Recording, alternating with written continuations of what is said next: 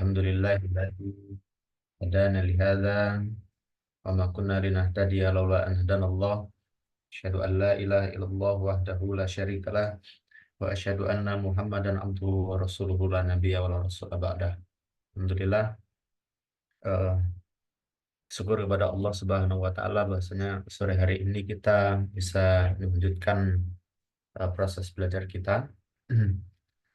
Yang kami hormati guru kami, Bapak dosen dan kawan-kawan sekalian, mohon izin kami menyampaikan eh, sebuah pembahasan tentang peradaban Islam di Nusantara pada periode Kerajaan Palembang. Eh, Pembahasan kali ini tentang periode Kerajaan Palembang. Eh, Terlebih dahulu kemarin didahului oleh dua kawan kami membahas tentang Kerajaan Aceh dan eh, Kerajaan Berlak. Tentunya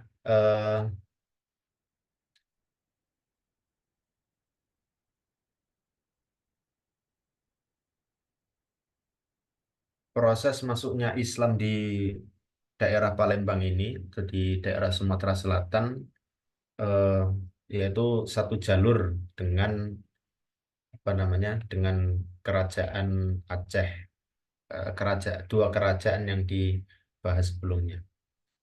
Adapun sebagai pendahuluan, eh, sama-sama kita ketahui bahwasanya Kota Palembang adalah merupakan salah satu kota yang tertua di Indonesia yang memiliki yang kaya akan sejarah dengan peradaban dan kebudayaan.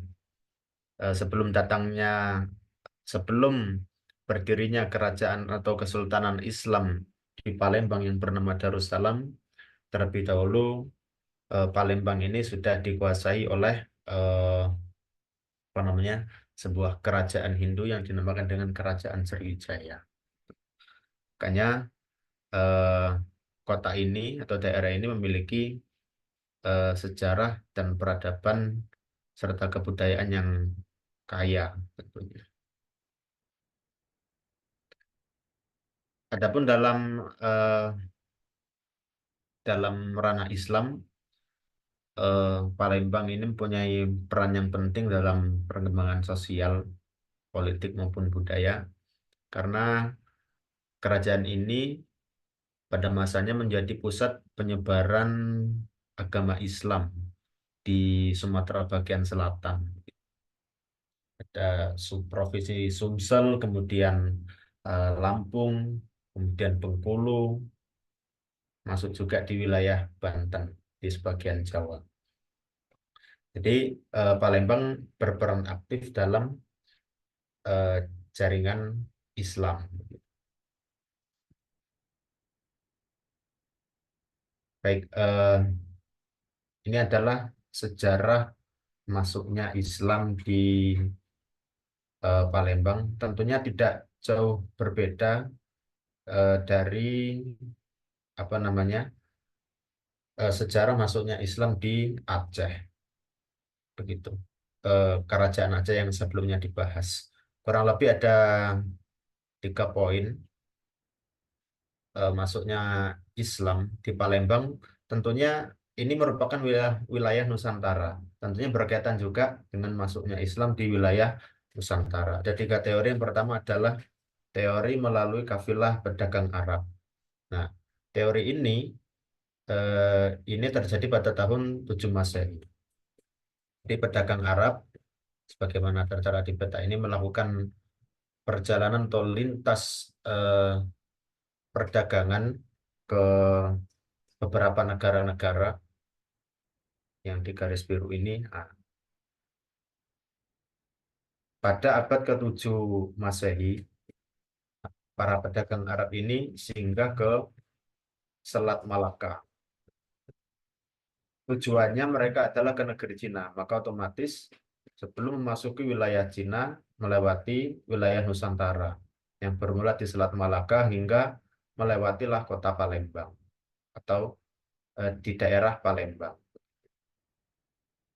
Kemudian yang kedua ini teori Gujarat, sama tentunya dengan teori apa namanya masuknya Islam di Nusantara. Teori Gujarat ini dari India. Nah, ini dikatakan bahwasanya Islam masuk ke Nusantara pada abad ke-12 atau masuk ke-13. Nah, teori ini banyak dibantah karena eh, apa namanya ditemukan bukti bahwasanya di daerah Gujarat pada tahun tersebut itu belum eh, dikuasai atau apa namanya belum menjadi wilayah Islam. Kemudian yang ketiga adalah teori Persia. Nah, teori Persia ini sebelumnya bahwasanya kerajaan Nusantara sebelum Kesultanan Islam itu berdiri telah melakukan hubungan perdagangan dengan eh, daerah luar negeri di Persia. Makanya hal ini mempengaruhi dengan masuknya apa namanya Islam ke daerah Nusantara khususnya di Palembang. Gitu. Jadi teori yang paling kuat adalah teori eh, masuknya Islam ke Nusantara dan wabil khusus ke Palembang yaitu pada tahun ke-7 Masehi, yaitu pada saat awal-awal keislaman. Selanjutnya eh, Kesultanan Palembang. Di Kesultanan Palembang ini adalah kerajaan yang bercorak Islam eh, di Sumatera Selatan yang berdiri antara abad ke-17 sampai ke-19. Sejarah singkatnya, jadi Kesultanan Palembang ini rajanya adalah berasal dari apa namanya eh, orang Kesultanan Demak.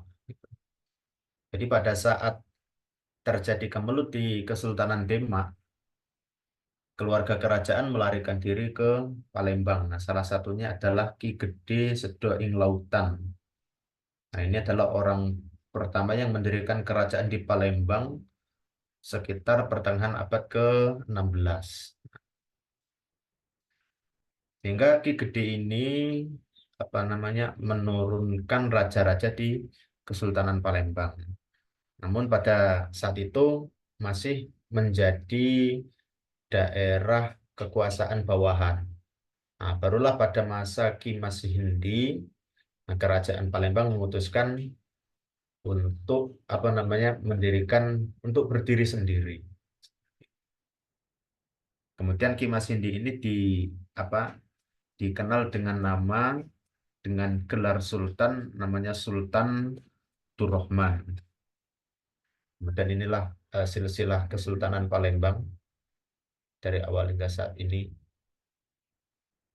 Ini Sultan Turrohman pada awal berdirinya kemudian dilanjutkan dengan Sultan Muhammad Mansur Joyo Ing Lago, kemudian Sultan Agung Komarudin, kemudian Sultan Mahmud Badarudin satu atau Jayawikramo, kemudian Sultan Ahmad Najamuddin satu, Adi Kusumo, kemudian Sultan Muhammad Bahauddin, kemudian yang ketujuh Sultan Mahmud Badarudin yang kedua, dan Sultan Ahmad Najamuddin yang kedua. Ini berarti anaknya Ahmad Najamuddin yang pertama. Kemudian Sultan Ahmad Najamuddin yang ketiga, yang ke-10 Sultan Mahmud Badarudin III dan Sultan Mahmud Badarudin IV sekarang.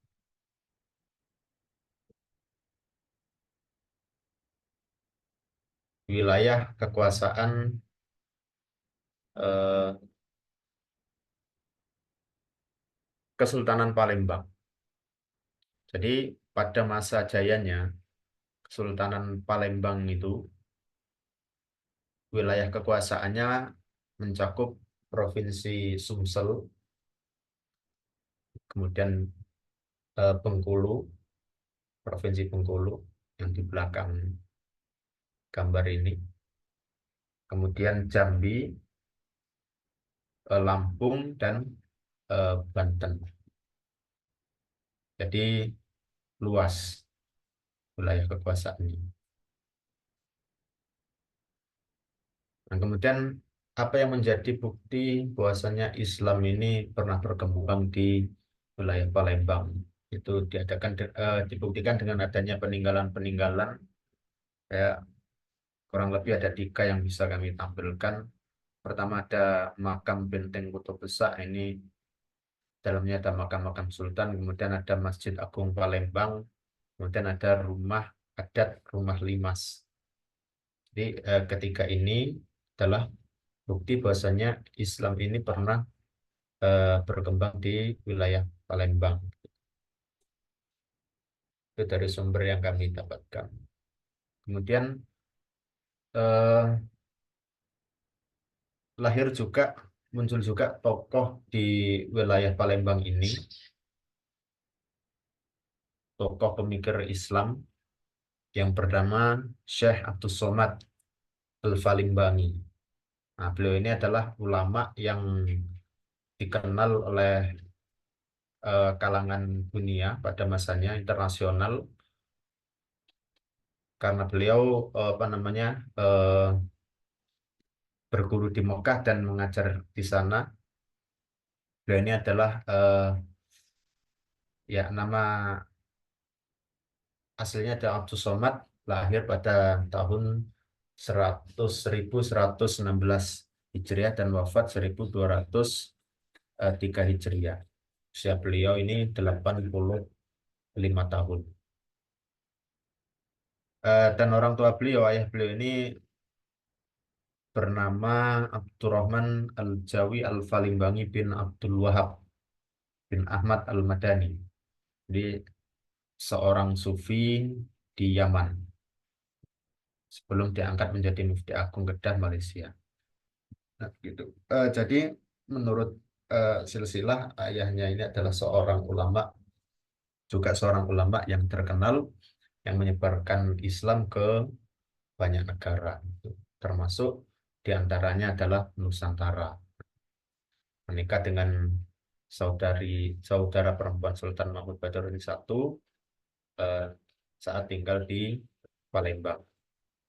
Nah, beliau ini, Syekh Abdul Somad ini, eh, mempunyai banyak karya-karya, sehingga dengan karya-karyanya ini beliau eh, apa namanya eh, mendirikan ajaran-ajaran. Nah, kurang lebih ada